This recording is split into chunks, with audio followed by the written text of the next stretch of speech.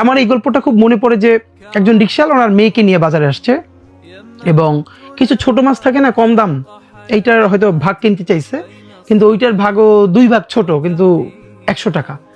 তা আমার খুব মনে আছে যে ওনার বাচ্চা রিকশাওয়ালার মেয়েটা হাত ধরে দাঁড়াইছে, সে মাছ কিনবেই।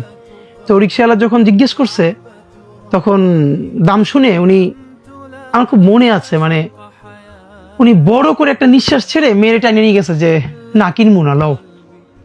এরপর উনি সম্ভবত কি যেন একটা সবজি কিনে নিয়ে গেছেন। আমি বাসায় গিয়ে ওইটা আমার মনে আছে, আমি সেদিন কেঁদে ফেলছি যে যখন মানুষ এত দামে, আমি বাজার ঘাট এগুলো কেন, আমি যখন বাজার করতাম ওইখানে 2500 টাকা 30,000 টাকা ইলিশ মাছের কেজি দাম দর করতেছে না, কিনে নিতে যাইতেছে।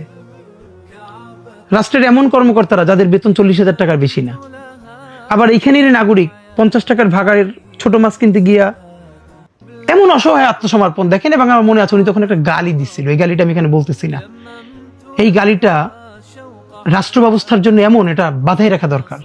ওনার মেয়ে দাঁড়িয়ে আছে কিন্তু কিনতে পারতেছে না। তখন ছোট্ট এটা আমার লেখা, আমি এসে লিখছিলাম যে কবিতাটার নাম হলো বোবার চক্ষু। এক চোখে রাত দেখি, অন্য চোখে দিন, লোপাটের উল্লাস দেখি এক চোখে, অন্য চোখে মাথা পিছু ঋণ। এবার জোড়া চোখে বাজার দেখি, কয়েদির মতো কেঁদে পালায় অক্ষম পিতা।